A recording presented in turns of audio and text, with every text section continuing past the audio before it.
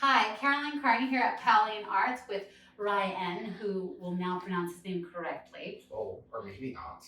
It's Ryan. It's R-Y-A-N, but I didn't say it properly. Well, I'm putting the card in. Hi.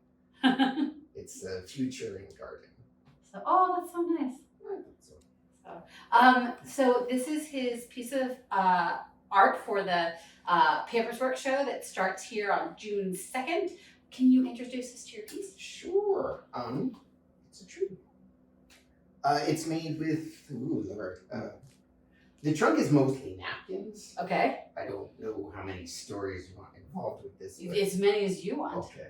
Well, in 2020, Burger King started selling Impossible Whoppers. Yeah. And as a vegan, I'm like, oh, I can go to a fast food place and act like a normal American. I can't eat, I'm allergic to all mammal meat. Oh, and so mammal meat. I had Lyme's disease and it makes you not be able to digest it. Hmm. And so, what's good? So I was also very relieved because I was like, look at me being a normal person. Right? It's fun. Yeah. And I just had like this stack of napkins because I'm pretty good at getting the food in my mouth. But what do you do with all of that? Yeah. And that's like the texture in the trunk. Yeah. And there's bits of old coat hangers as like the framework. That's not a pun. Why did I do that? Most of the white stuff is a vehicle owner's manual from a car that met its demise. And then you've got little bits of pink and yellow and blue are empty sugar packets, which I have been saving for some reason. Yeah, and all these kinds. This is such a better way to like use them than just throw them away. So I feel like this feels good because you're like not only reducing waste, but you're making something beautiful with it. So, and it has such a nice sense of whimsy and story and building. Yeah. You remember those old Charlie Brown comics where the tree would try to eat his kite? Yeah. Yes. Yeah. So that's actually why I put the kite in there. That's so awesome. Because the cat was already yellow and black stripes, kind of like Charlie Brown. So we have the cat, and we have an owl, and we have the kite, and we have another. Is this also a cat? Yeah. We have a little cat. This cat was meant to go up there, but it just didn't dry properly. Well, it also kind of blends in. I like it. Exactly. I like it there. And let's face it, cats need friends too. Yeah, and also cats like to dig. They're always digging things. So he's down there, he's digging. And it's more fun from this side. So yeah, it's it is. like another little bit to discover. Yeah, this is really interesting. Like I find sculpture and 3-dimensional work very interesting, but even for 3-dimensional work, this really is 3-dimensional. It looks different. Like all of them are 3-dimensional, but this demands to be seen from all different angles. Yeah, take a look at that. I think you are. I think you're definitely improving.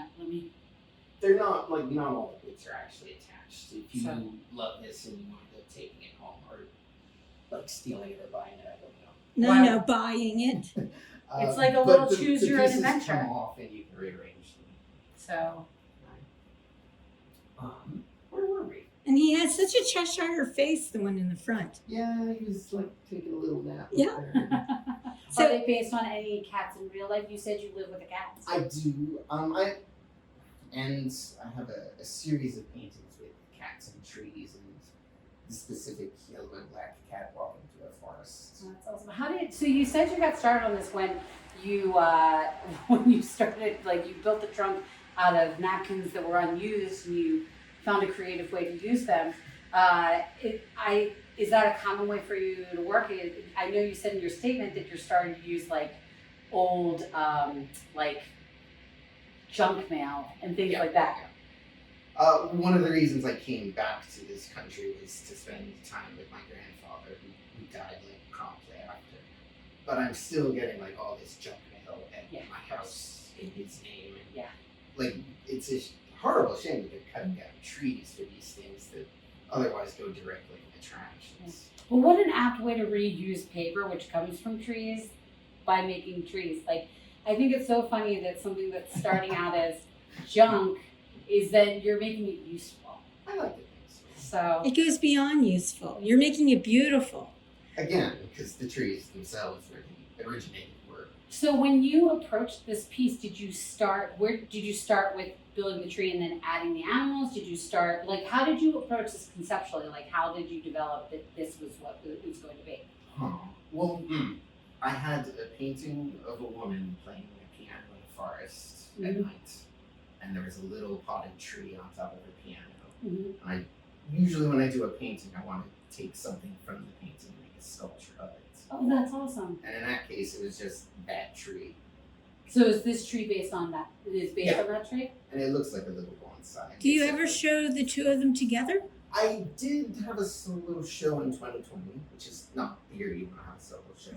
She had one that was canceled and then moved to September of that year, and we did all of our artist talks with masks.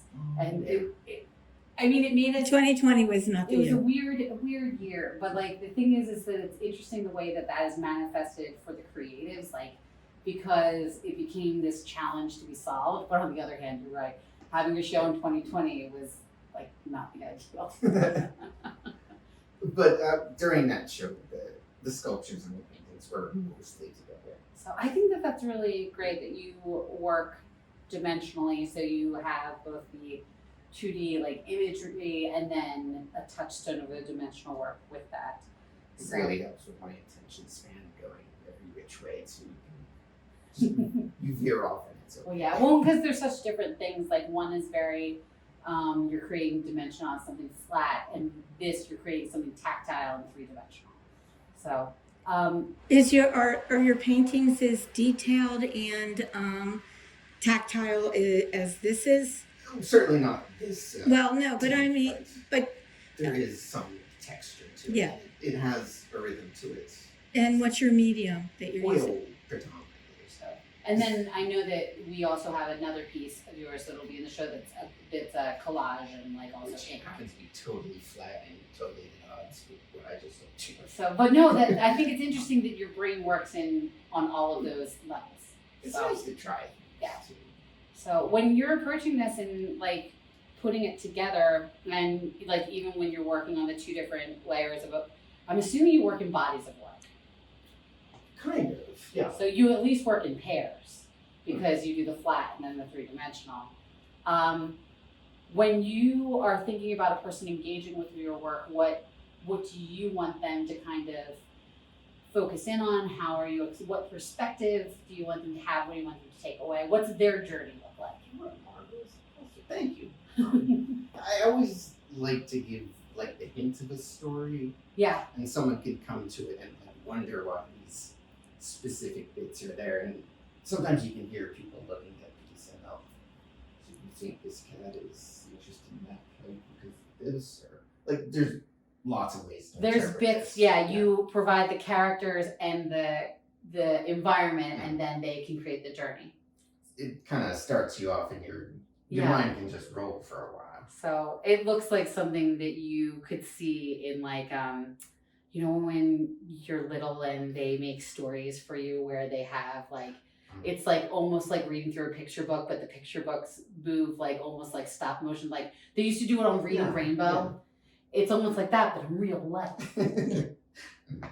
So do you think of this as a narrative? I do. But it's not necessarily completely coherent. I don't think that, so I think that the thing that's funny about narratives is that to say something is narrative does not say that it is like, that's what it definitely has to be. Like when we describe something as a narrative, we say it tells a story, but unless you have actually written down and transcribed that exact story. But you and I could both look at this and, like you said, write two different stories. They'd probably both be amazing. So I feel like it would. I feel like it would be too, because I feel like we both got the imagination game going. But I think that that's something that's funny about when you describe artwork as narrative, because narrative is actually like, we use it as an adjective or a noun to describe writing. But when you're talking about it in terms of art, it's actually a descriptor, it's a verb, because you are creating a narrative. Right. So, which I think is interesting. Which does not even have to be logical. Yeah. Which is the best part. Yeah, I always like things that are a little bit fantastical. So I also feel like this has, I have a tickle. sorry.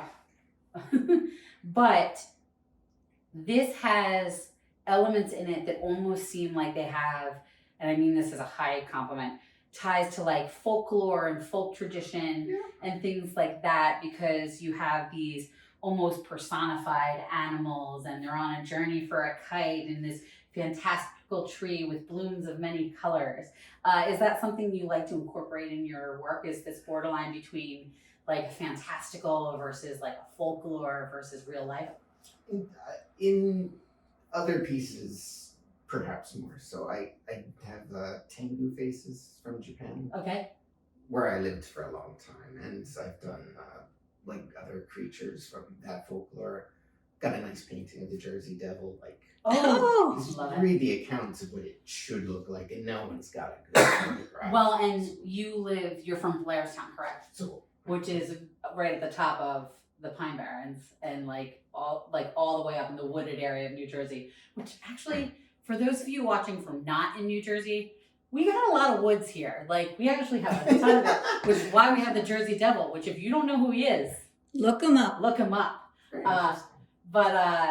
But I love that, because I think that we have this idea of like, there's such like in the way that the people tell stories, it lives. Right. So, and it breathes like this living thing into it. So, and the way you've included the characters in here, everything from the cats to the owl to even the kite, they're all animated in a way that just adds even more layers to the story of a beautiful tree with a gnarled root. well, and I also think it's interesting because it's my understanding, and you can correct me if I'm wrong, and then we'll cut this part out, but that Japanese lore has a lot of folk tradition to explain the world before we knew more about what, like, they have moon goddesses and people who live in the stars, and it's this fantastical, beautiful tradition that also embeds in their culture, this culture they've built over thousands of years. Right. So is that correct, or kind of? As far as I'm not super well versed, but So it embodies so many beautiful things, and also, I think specifically, I don't know why, but with a lot of work, but specifically with the paper work, because paper is it's both in everything and used in a multitude of ways, but it can be big, it can be small. It's formative, it's finished. It can be flat, it can be three-dimensional, and so this is a piece that begs to be journeyed through, because, like I said earlier, you can engage with it on all sides and from a myriad of angles. So I beg of you to come see this in person at Powell Arts from June 2nd through August 7th. That was a nice one.